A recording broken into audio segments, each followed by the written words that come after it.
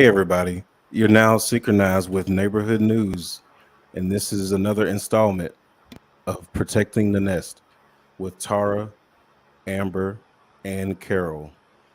Hey, Amber and Carol.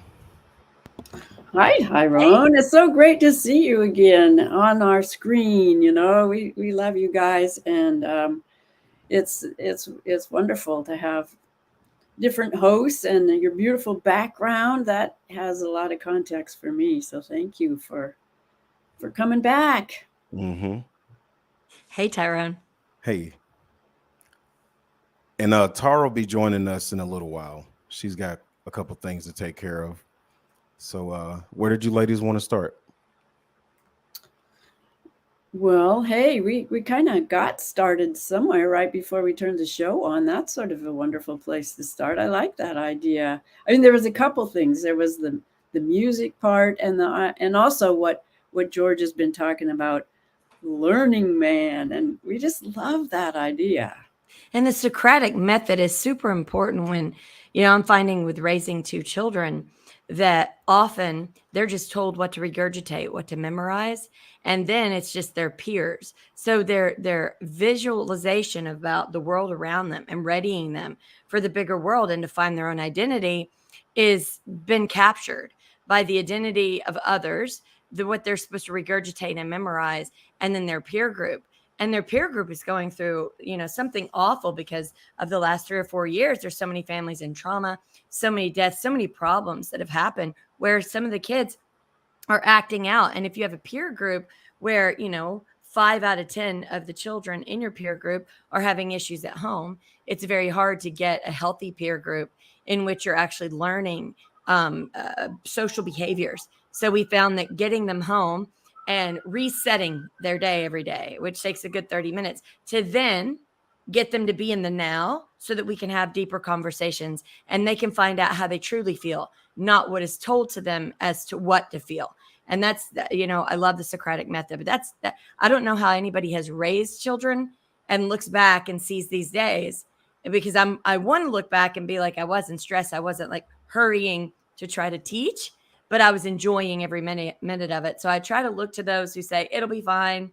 Yeah, it was a hard go, but just don't stress. And so I'm trying not to, but I think the Socratic method is great. And that's what I love about what George is doing with Learning Man and turning Burning Man craziness into Learning Man. Because I think we forgot to learn. We only learned to memorize, regurgitate, put in short sound bites, and try to get clicks and have people, listen to us as if we're the master, the arbiter of all truth, rather than learning in the process and digging in and finding the true motivation or the true catalyst of the issue in order to address it.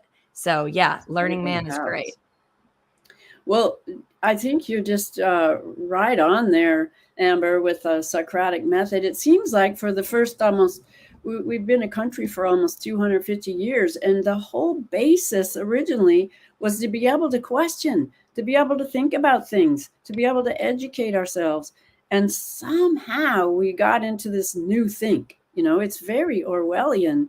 And instead of actually questioning and having conversations and debates, it's name calling and dividing, and we're seeing it starting in the schools, we're seeing it in the newspapers, we're seeing it in the media, the trolls. I mean, there's just so many places that this idea of that, our family and our friends are our enemies for some reason. All of a sudden it's just completely, for us old people, it's like a 360-degree turnaround, or 180, I guess. Just turn to our backside or our dark side, or it's just shocking, actually.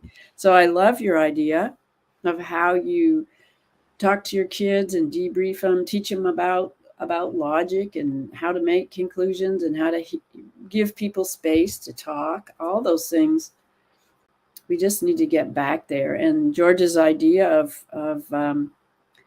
sort of flipping that around and really focusing on the time after Burning Man, which is right around when school starts, to really do a deep dive on learning new stuff and opening our minds to What are we actually observing? What are we actually seeing? What are the real facts here? And how can you make valid conclusions with them instead of just, reacting, which Yep. eliminates that idea. So what I'm finding is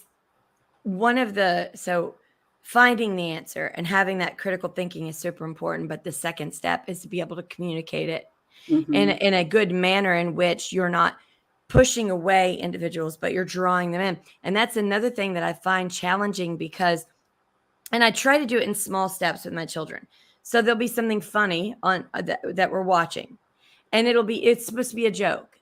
But then I say, okay, pause. So we'll pause it and I'll say, let me explain to you society at large.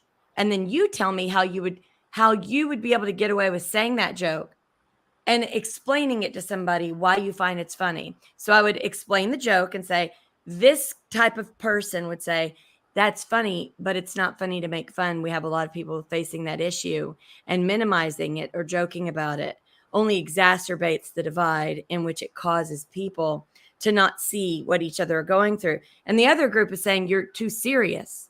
Like, just enjoy. It's a funny joke because it's true. Both are true. Right? So how do you communicate Mhm. that where you can enjoy the joke? But how do you know who you're speaking to, when to say the joke, and then how to say it around someone? You feel free to say it, but then say afterwards, but I do understand that it is a real problem that we do need to Mhm. face. Sometimes it's just laughing to get it out in order to be able to think of how to fix it, because it's so Mhm. insane that it's happening and that nobody's already Yeah. adjusted us. So I'm trying to teach them, don't change who you are. Don't try to bend over backwards to meet everybody else for their desires or needs or their hurt feelings, but be able to say what you believe, but then reach out and say, but I do understand why you take it so seriously. I do too, but I have to lighten it before I can get serious. Yeah. I think And so we're teaching nervous that, and it's so hard. yeah, nervous laughter is something that arises, when you're uncomfortable. So, and some jokes are based on that. And it's good to point that out, that there's laughter because you're sharing joy, but there's also this uncomfortable kind of laughter too that we Yeah. fill the space with so we don't. Have you watched, like, especially on Twitter Spaces, when people are talking, most of the arguments are stirred because people are saying relatively the same thing, just in a different way. And because it's not being received, the person will react in a defensive mode. Mhm. I'm guilty of it. And then they will retract. I'm guilty of that. I try to come back, I try to calm down and come right back without holding a grudge or being upset. But I think that's really the most difficult, is to know your type of linguistic skill, how you're speaking. If you want people to actually understand it and grasp it, there's going to be sometimes where your failure to communicate it in a manner in which reaches a larger group and a larger understanding, you have to make the adjustment. And so that's really hard to watch people feel the same way. Like, nobody likes homelessness. Like, nobody likes that our Mhm. vets come home and are homelessness. But some people say, well, that's because they really don't want a home because they're so traumatized. And no matter what you try to do, they're just going to go back out on the street. Or some Sure. people say Yeah. because they're lazy. I mean, Yes. I think that the different groups have been kind of used to Cultivated. different trigger words.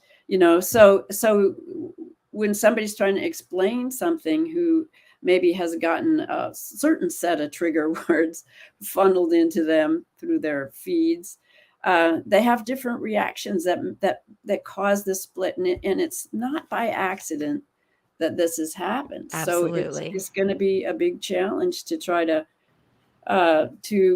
move past that and learn how. And I think part of it is the fact checkers. The fact checkers are name callers, and so when Yes. people go to check their facts, it's just calling names. It isn't backing things up with actual real facts. And so this name calling thing has gotten way out of hand. It And has. Well, Carol, have you noticed, and I want to run it by you, because I notice things sometimes, but it's because I'm being hyper, focused on it, and it might not be as big of an issue, but I'm wondering, because I'm determined to teach my kids cursive.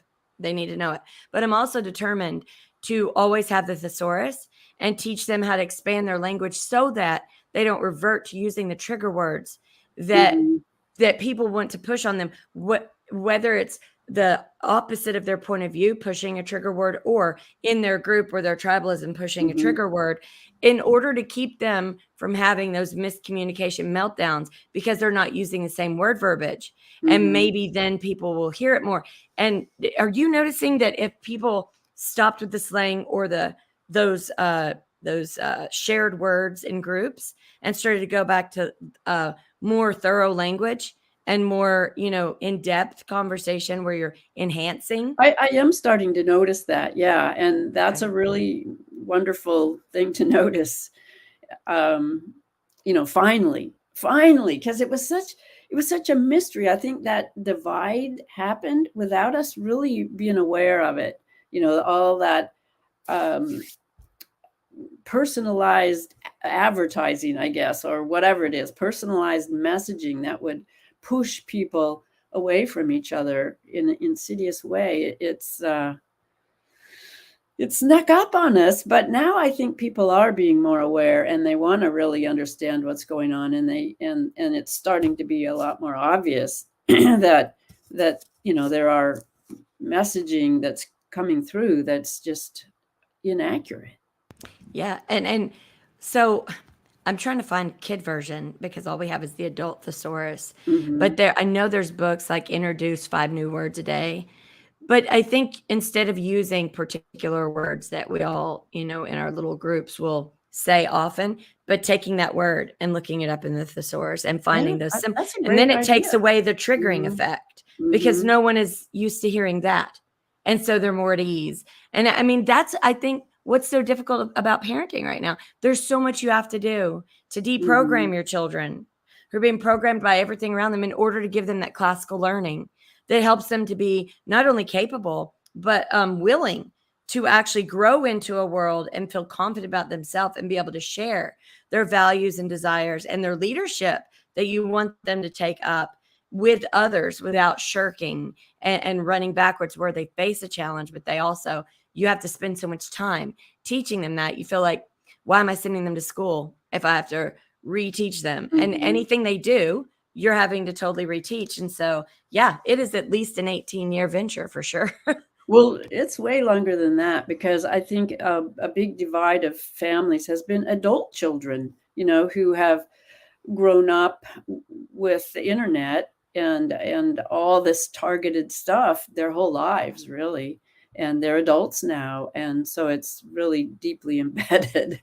So it's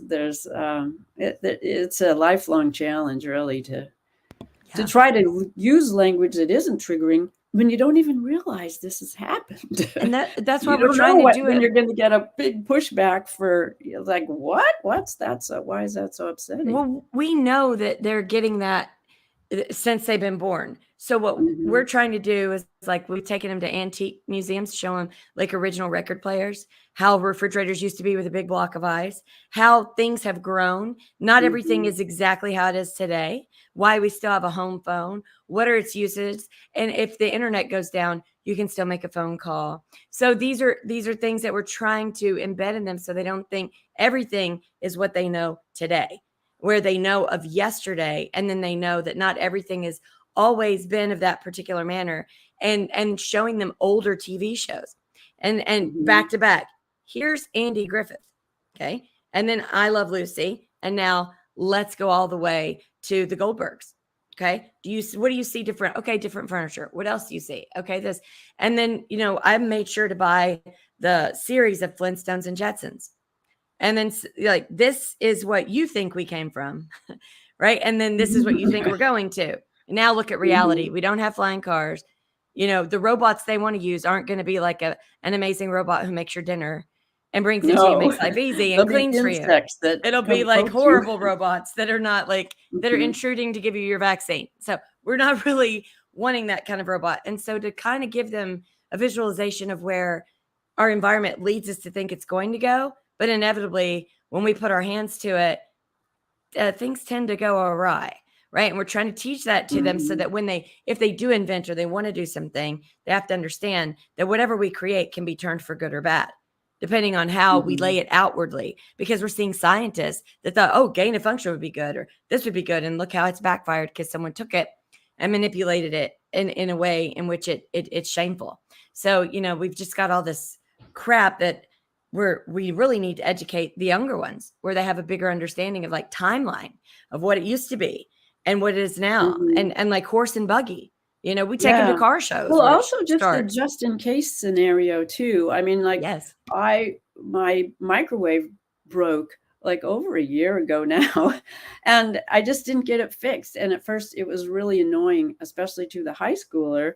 But now we're just used to it. It wasn't that long ago that we had to heat things up, and it is so much healthier way to do things. So sometimes you can just kind of let it happen and learn that it isn't that hard to go back a little bit. I think the technology has gone in a scary direction, and we may need to do a back step. And that's one of the videos I got for today was a short video on we've seen what happened in Maui, and I found this short video that shows it's a Air Force or Navy video showing some of these things that can do stuff like that, but it also shows kids using what looks exactly like a game controller to do, shoot things with lasers far, far away. So we can just look at this and and think about what's possible and what boundaries we need to put on it, really, to keep people safe.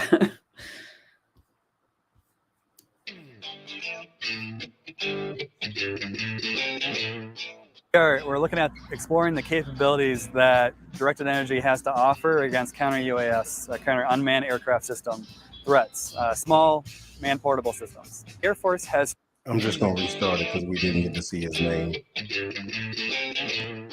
We're looking at exploring the capabilities that directed energy has to offer against counter UAS, counter unmanned aircraft system threats, small man-portable systems. Air Force has three major areas: air-based defense, precision engagement, and aircraft self-protect.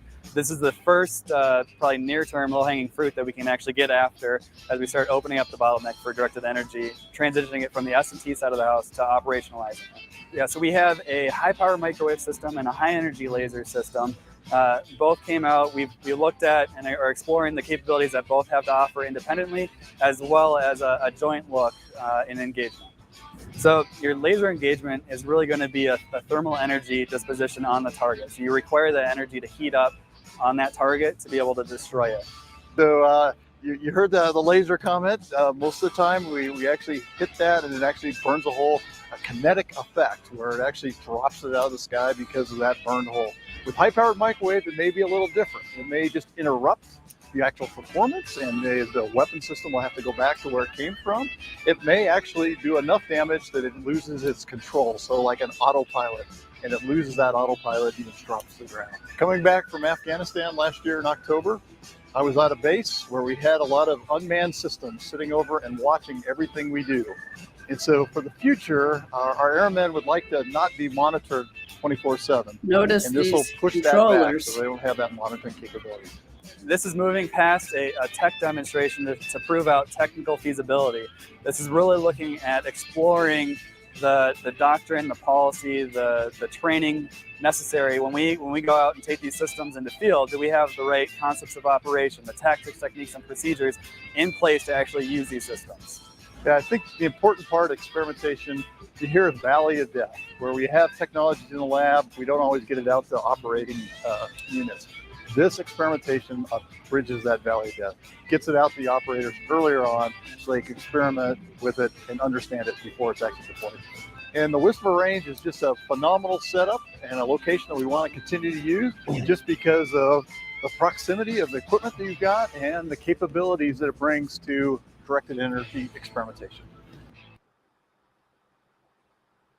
What's funny is I know people who've served in the Air Force, and when they get out, they call it the chair force.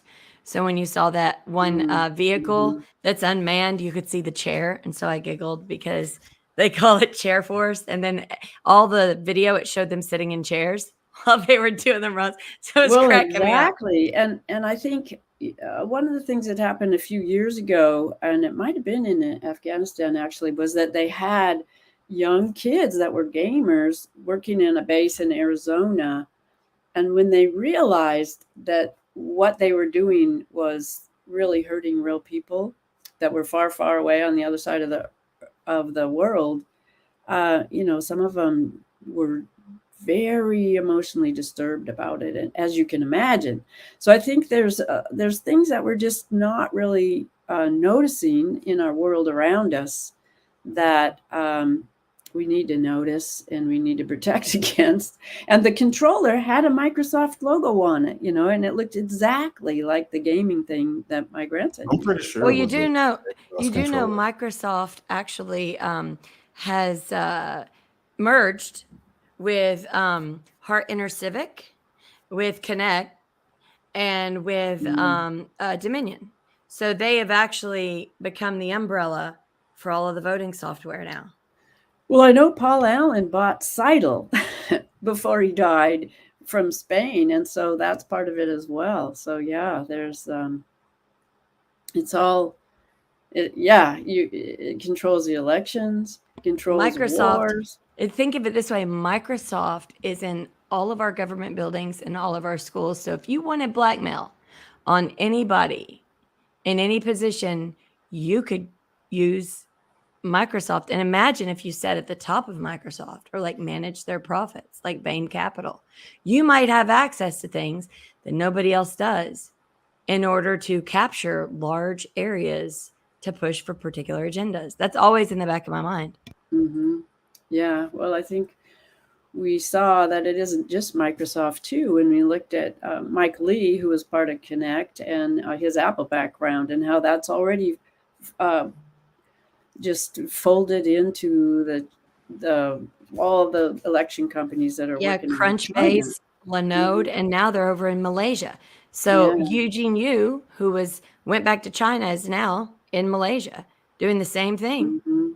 It's insanity. And the fact that Mike Lee, who did Obama's Apple app when he ran, he wants to take Silicon Valley to the Netherlands and has spoken about it on many podcasts.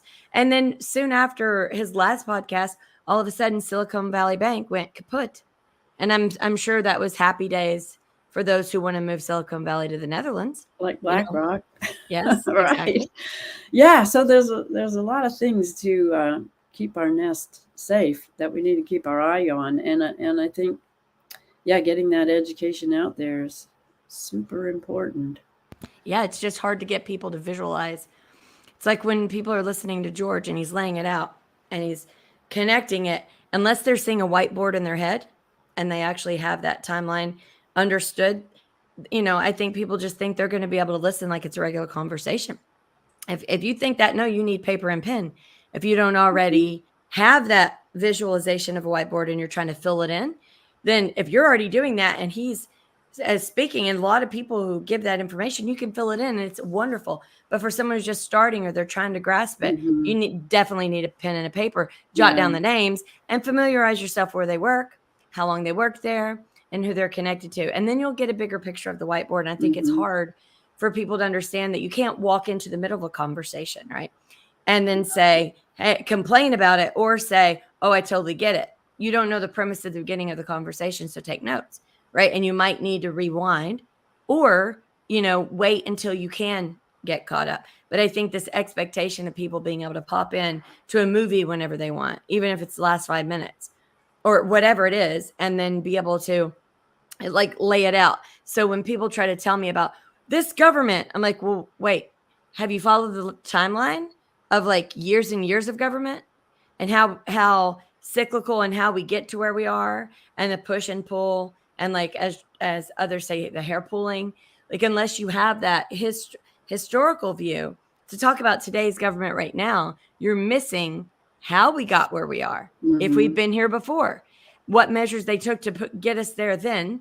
Did they take those same measures or change up the measures because we adjusted after they put us there before, and then they had to find more loopholes and other areas in which now we have to adjust so that each one of our branches of government are separate but equal and not meshed into one another, in which our laws and our governance doesn't work because Yeah, it's being that's what we're manipulated and noticing. meshed through. Yeah. They're getting blended, but I think your point is well taken. What a long, strange trip it's been to get here, and that when you get a little bit of it, and then time goes by and more things happen, all of a sudden you start to understand on a deeper level. You say, "Oh, this happened then, and here we are now, and now we see where it's going." You know, it's pointing the direction. So it builds, that kind of education builds on itself, and a little fact can all of a sudden give you a big aha. Well, I I'll tell didn't you, notice that before. Carol, And I'll tell you what I notice every fall. And I don't think it's only the harvest for food. I think it's for our brain that's processed since the beginning of the year, everything that's gone on. And so I learn the most and I retain the most and I process the most in the fall. It's because summer is weighing down. My body is not running to be outside in the middle of just like doing and going. But now all of that I have seen, that I have walked through, and it's been, kind of joggled. And then all of a sudden, when fall sets in and okay, now it's harvest, now it's time for rest, for looking back and reflection. All of a sudden it's easier to learn because now everything that was in there was processed. And so my best learning happens every year around the fall. And it's always been that way. And when I look around, people are more apt to learn around the fall. And I think that's great that George is looking to open up like Learning Man, because doing that in the fall, when to me, that's when we're ready to like process, to really like take in everything that we've gathered. And now how do we can this? What do we do with this? What do we do with this? Because it's like you go into your garden, you grab everything, you lay it out, and you figure out, how do I work with this? What do I do in order to sustain, in order to do better, in order to progress forward? So I'm excited about the fall. I always get very excited. I think you're right. It is a natural thing. That's why schools start in the fall, and many things, various conventions and organizations where people get together happen then, because we are more susceptible then. We're taking a little breath and preparing to go into the winter time and get what we need to really go even deeper into ourselves or our learning when it's dark and you can't run around all the time. So it's just a natural seasonal thing. You're right. When we learn best is when we take a breath and sit down for a minute, and before we want to get ready for that going even deeper when you really don't have the resources. And so you have to prepare. Yeah, it's like a download dump.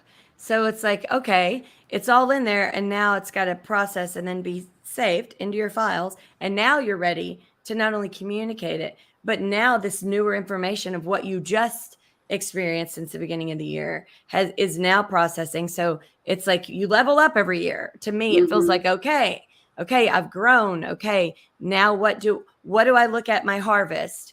Did I get enough? Did I grow enough?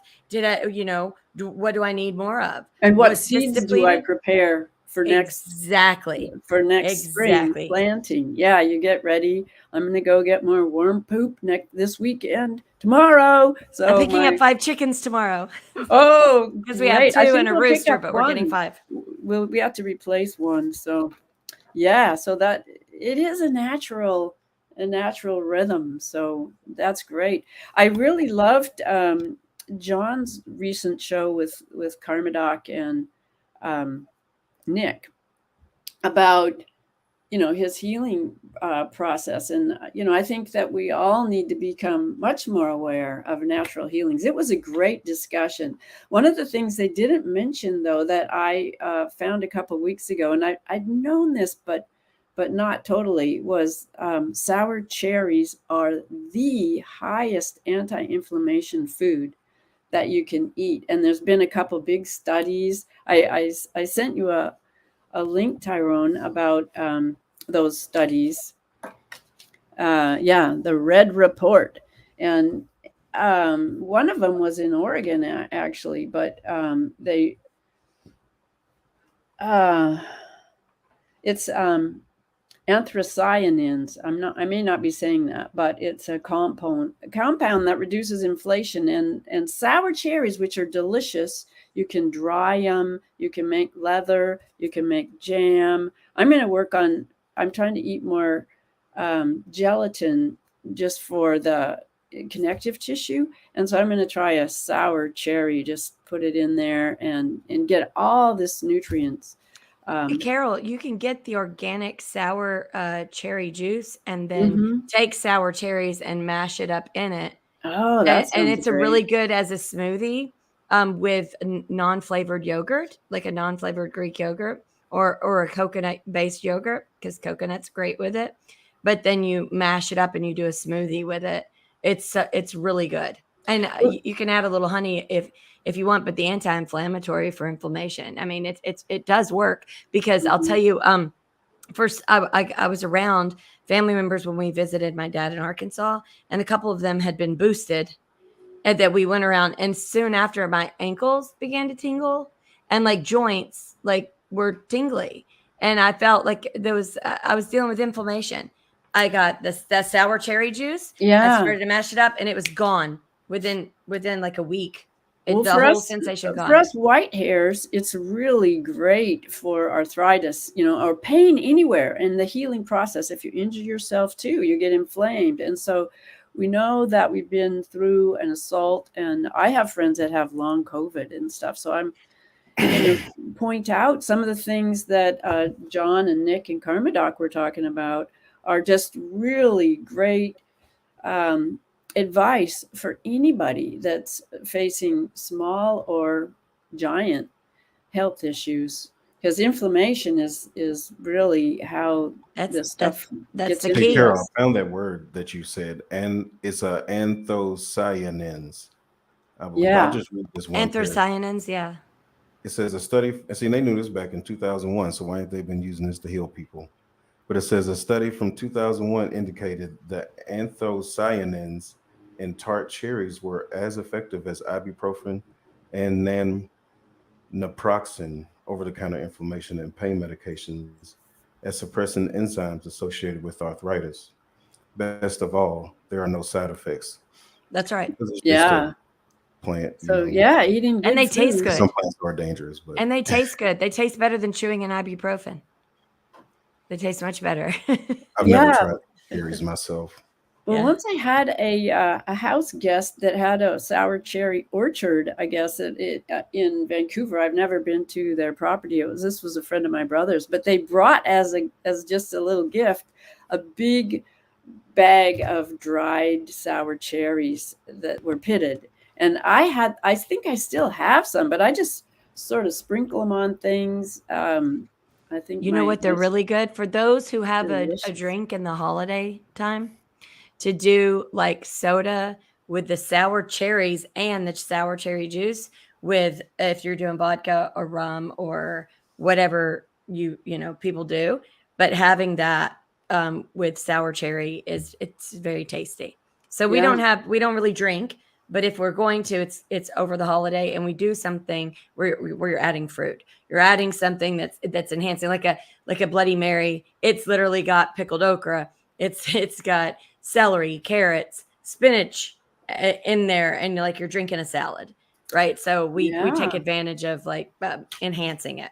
Well, you could add it to, a mulled apple cider with a thing of So good. Yeah, that would cinnamon, be good. warm it up. I'm gonna try That that. just We sounds haven't done that. delicious. I've Yeah. sour cherry with apple cider, Mhm. and in fact, we go Yeah. apple Take notes, folks. picking. Take Yeah, notes, folks. we go apple picking, and they should be getting their first harvest is the Honeycrisp. They're the Mhm. first ones. If you don't catch it, you miss it. And they have 12 different varieties, but they sell homemade apple cider, and it's a huge gallon. Now I can just pour it on my stove, add the sour cherries, the sour cherry juice. My kids will dig it, and they'll have no idea what I'm doing to them. Well, speaking about apple cider too, I happened upon a video last night about apple cider vinegar and all the things that, it's just good for every single part of you, inside and out. And it was Yeah. talking about like teenage acne, you can just do a little, dilute it with water and just do a spritz or a sprinkle, and My it son- changes the pH. My son has a little spray bottle, and Mhm. he put apple cider vinegar with water, and he's 12, so he hasn't really got that. But if he gets these little bitty bumps when he gets cold, he's like, "Oh no, I don't want to get a zit." I'm like, "You're fine." But he does it, and he's like, "No, this is what I heard, and it really works." I said, Yeah. "Yeah." The, And he the said, "I just video wash it about off later that, because it stinks." I'm like, "Yes." Mhm. Yeah, well, you can put it on and then wash it off if it stings, or you can put on some sort of oil underneath it, and that still works. So it Yeah, absorbs he in. says it stinks. He's like, "I Stinks. smell it." Oh, Yeah, you smells smell like like the apple vinegar. cider. Yeah, Yeah, I but we can see usually why. when they were young, we would dilute it with a little water, but they got used to taking spoonfuls of apple cider vinegar. And when they struggled with it, we would mix it with olive oil so it wouldn't be as tart, and then have them take that. And Mm. when they're not feeling well, we do apple cider vinegar with lemon, cayenne pepper, and Yeah. olive oil. And we do like Wow. 2 That's a tablespoons of it. Mediterranean. And then, version. they take it, like everyone's under the weather. We do the neti pot, and then we do that, and it Mm, kicks it. Usually they'll sleep, yeah. their fever will spike, and the next day they're fine, and they're all good. Well, there's incredible healing powers in olive oil and olives too. The olive, um, you can use it as an antibiotic, not just the olive oil, but the olive leaf extract, I think, is what's really, really powerful. But when I lived in Greece, they just used it for everything. And we had this farm right by where we were living that had a whole bunch of piglets, and they were all pink, almost white, iridescent. And one day we walked by and they were all black, and we said, "What happened to the piglets?" And they said, "We dipped them in olive oil," and then all the dust stuck onto them. And that just cracked me up because it goes, they use it for everything, just everything. It's so But tasty too. I love olive yeah, oil. delicious. So good. But Oh, you by can the put way, I think I had found something in reference because you were talking about Dominion and Microsoft partnering, Mhm.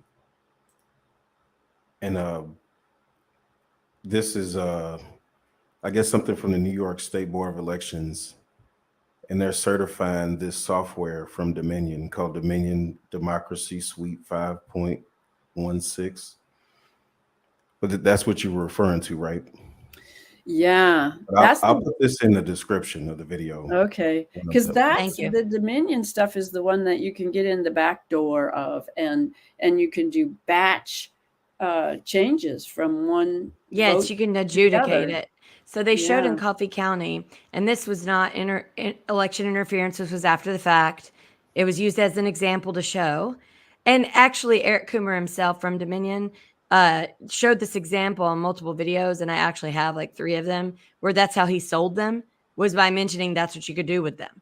So like it wasn't lost on people that they couldn't say, "Oh well, I don't think the voter meant this," or "this ballot is spoiled. I'm going to go in and manually change it by scanning it, pulling it up on the computer, and then being able to adjudicate it and change the very thing."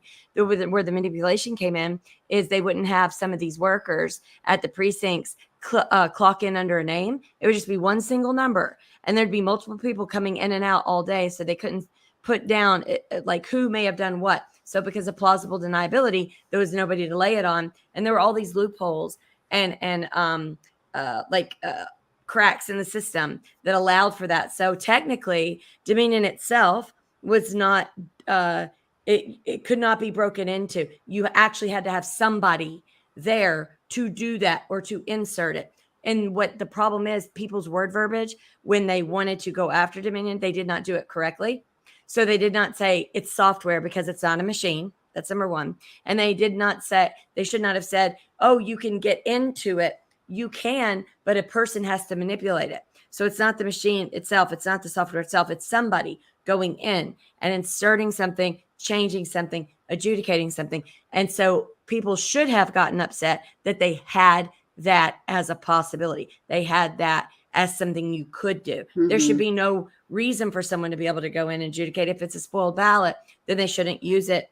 And they should, have 2 or 3 people on both sides of the aisle looking to see what it is and counting it as what is circled, right? And because someone would go in an office and be able to do whatever when things were closed down, that's when there was too many questions.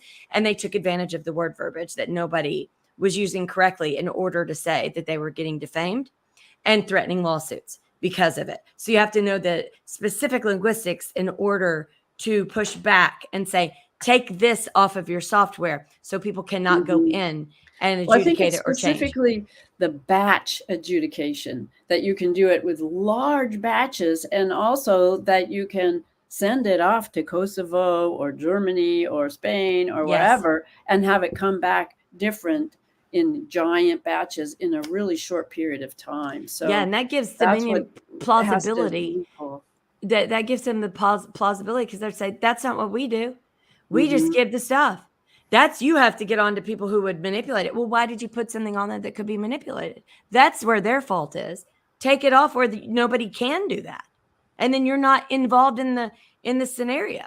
Like you Mhm. involved yourself by making an open portal where people can manipulate it. That should be closed. Nobody should be able to do that, and that's actually the problem. But when people went to court about it, they used the wrong word verbiage. And see, that's the seeding that I'm talking about. So the false people come out in the beginning and they start to give everyone the words. They say, Dominion machines, Dominion machines. They're not machines. They seeded that on purpose so that when people went to complain, they used the wrong word verbiage and then they could get threatened. So the people who actually had that information, that actually saw that, they were already taught to use phrases and words that would not get anywhere in court, that would actually blow back on them because the people that wanted that system to be the way that it is gave them word verbiage that was not correct, right? And they did it on purpose, just like they had people sign affidavits that wouldn't be legally upheld or be able to actually be counted by the judge because they're not legal affidavits, because you have to have specific boxes checked.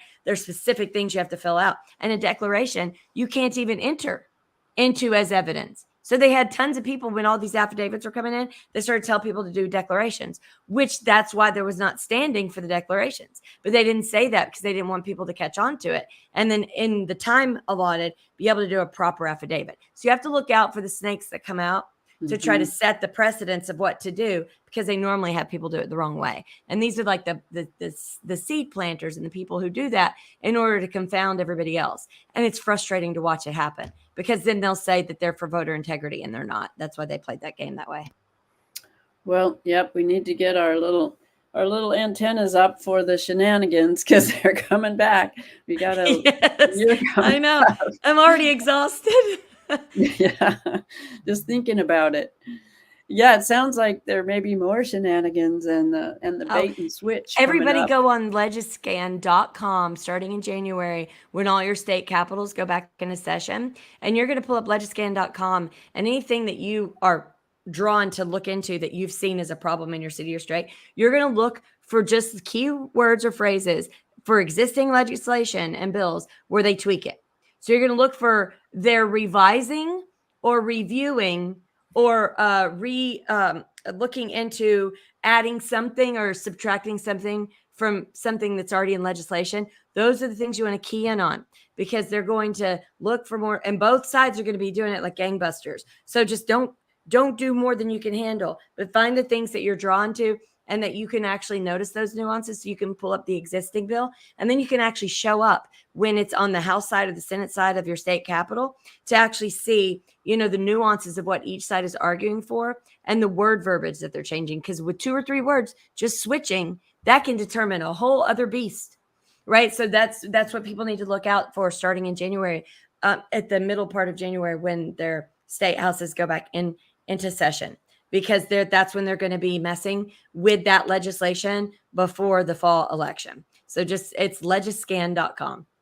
And then that way you're able to, and it goes by your state, right? And you can look and it'll say every bill they're going to be presenting. And if you go there early during the day, it's a committee, you can sign up to speak for two minutes, and you can actually pull up the previous bill and the bill they're presenting.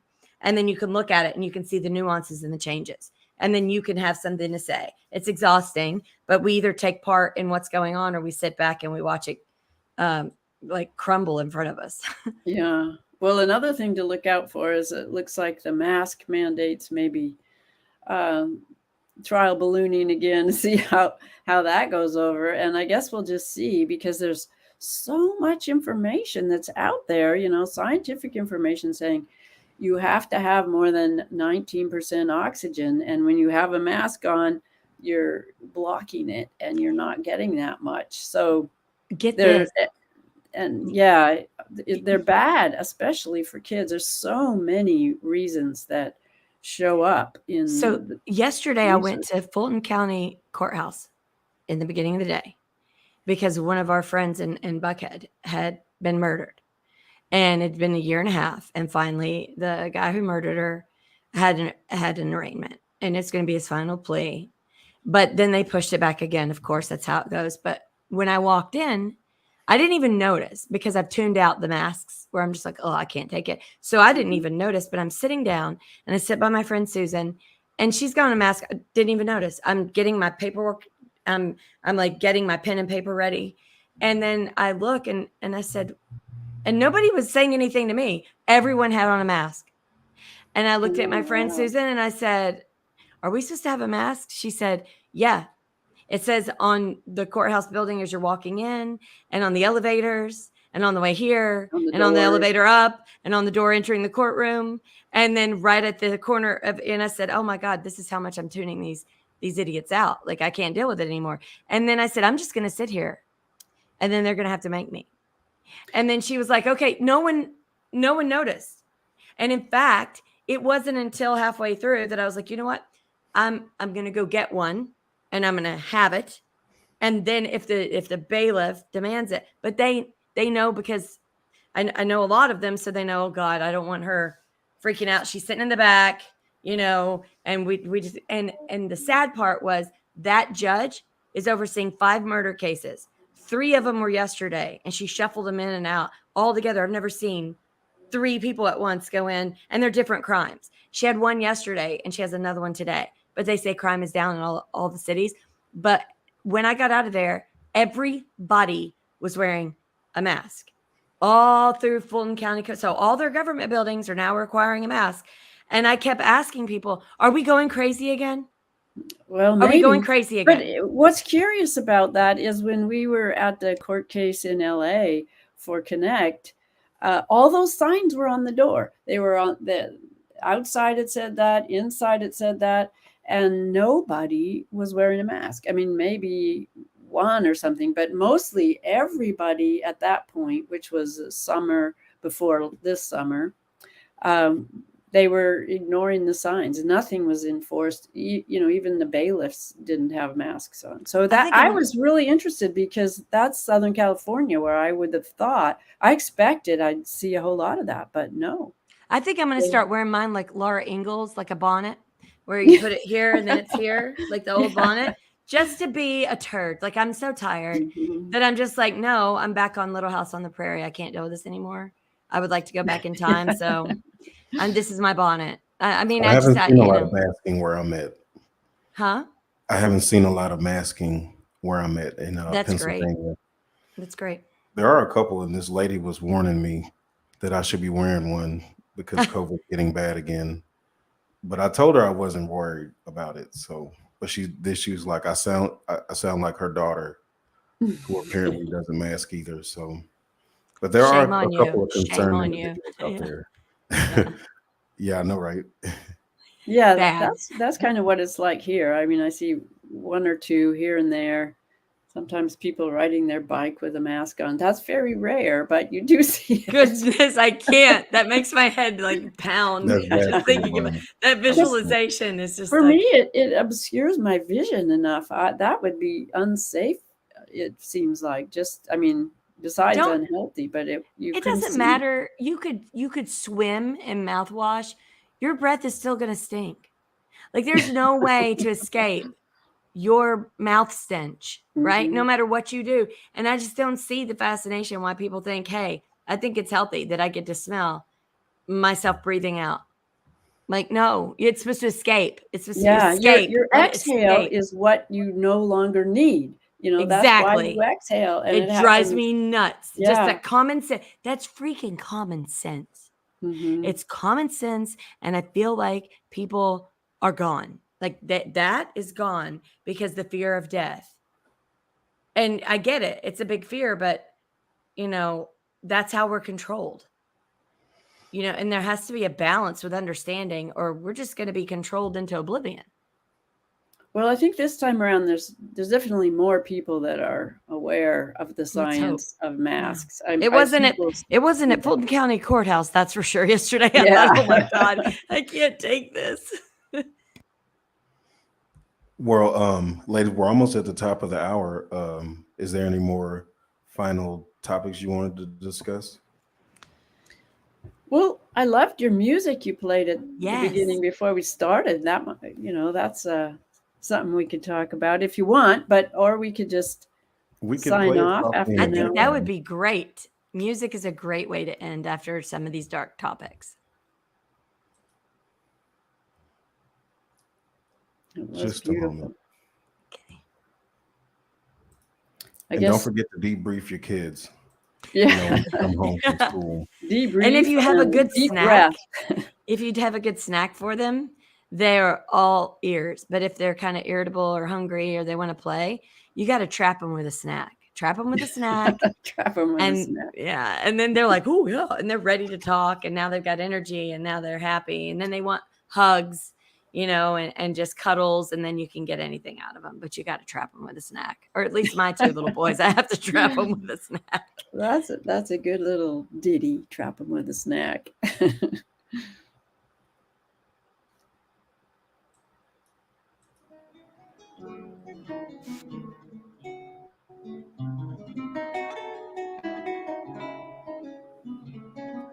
But yeah, we can just play this for the last couple minutes in the background a little bit. As an outro. It's a beautiful outro. I think we're really missing the history of musical instruments and how we are where we are today. And you can't really enjoy today's music without understanding where each one of those instruments came from and how they evolved over time. And to just imagine someone sitting outside for the first time, utilizing something to make a sound back to nature, and then joining the symphony, because I think we yearned to sound like the crickets, the birds, the wind, and we were trying to mimic that, right? And then with that was whistling and shuffling of leaves and hearing the sound and making rhythm and beating on a drum or on something hollow, like a hollow tree, and being able to hear these things and then tying animal skin to it to get a more hollow sound. And building from there and using horsehair and things to be able to have a stringed instrument, and then coming with brass and wooden instruments later when we were able to fine sharpen and use tools. I mean, it's such a beautiful story. And then you get this that's even old music into today's, and so the gravitas that our today musicians have, I wish they would look to see how we got here and appreciate where it once came. Well, I think the reason it feels so good is because, we're like 99.9% water, or the amount of molecules are mostly water. And when you put sound into water and shine the light through it with cymatics, you can see all these incredible, beautiful designs that happen when you're listening to music, or when you're listening to all the sounds that you mentioned, Amber. So it feels good because it is good, and it helps us self-regulate. It helps us heal. There's a lot of, besides the horrible frequency weapons, there's very much positiveness in just the frequencies of life, which are microwaves and long ones too. I would encourage people, if you can't play an instrument and you don't like to sing, go to the National Audubon Society website, and they have a little bird caller, right? So you just twist it and it makes bird sounds, right? Go outside, go in your garden, put on a little classical music as low as this, right? Vivaldi is really good. The Four Seasons. So Vivaldi, Four Seasons. That's a really good album to play in your garden on low. And then you go out and you use your little bird caller. And then it's like $7. Order that. you will see your plants dance. Like go where you have planted plants, where you have a personal relationship with those plants. You've watched your tomatoes grow, you've watched your squash grow. It's dependent upon you, you're dependent upon it, and just make those sounds. You will see a rhythm in your plants. Also, right before it rains, there's nothing more beautiful than actually watching your plants. You will know about 5 minutes before the rain comes, because the leaves will start to go like this. They turn upwards. And you can know what direction that rain is coming, because you'll see the trees over here, right? Their leaves are turning, but over here they're not. It hasn't reached that. And so you'll just see like this slow. And what we really like to do is on days where it's supposed to drizzle or a light rain, go hiking right before when the radar is showing. And then you'll actually be walking amongst the trees, and you'll see like in unison, like in this area where they all kind of do like this, and they're literally communicating. And when you stop and you watch, you're like, no one could ever say they're not alive. It is such a beautiful sight. It humbles you. And I think we all need to be humbled sometimes, because we think we're all of this, and then we see there's a whole world we have no idea exists. And then we want to chalk it up to your tree hugger, or you just want to destroy trees. How about just watch them? Learn from observing. them. Yeah, I think we need to take more time just to observe, because those are the laws of nature. Those are, the music of the spheres and the colors, and it's just all so incredibly beautiful. It often feels like it's orchestrated. You can just see as the birds come in for a landing over a body of water and the sunset is going on. There's just so many spectacular things to appreciate and observe and take in and make sense of, or not. We can just enjoy it. So it's a really good lesson. It's a good way. And they'll also alert us. They'll alert you to something you may not know. And I think if we can work in tandem, we don't have to go overboard with thinking, we can't even cut shrubbery down that will cause a fire in a drought. So we just want everything to grow. Or if we cut too much, we really need to be a little bit more understanding of, like, we get a lot of signals from nature. It's not to worship. It's literally to just live beside and understand, like, we have a living world, and you don't have to believe in it. Yes. And be actually integrated into that living world, so that you can utilize what is in this world to be utilized. But if you don't know how to utilize it and what it's actually saying to you, you're not going to get the results that you want from whatever it is you're wanting to extract from the earth. So it's just so important. There's a beautiful anagram, the letters of silent and listen are the same letters, just moved around. And you have to find that quiet to be able to hear. So it's a nice thing to remember. Can we end on that? Will you say that one more time, Carol? Oh, that the letters of silent and listen are the same letters. It's an anagram. So anagrams are fun. It's just another way of looking at things, another viewpoint of the same thing. So it's very cool. All right, then. Thank you, ladies. And Tara couldn't join us this time, but she'll join us next week. She was a little busy. Let's hope. Yeah. Well, bye, everybody. And thank you, Tyrone. Thanks for doing this again. It's great. Yeah, I'll try to do it more often. Okay. Okay, I'll see you guys next time. Bye. Bye. Bye. Have a great weekend.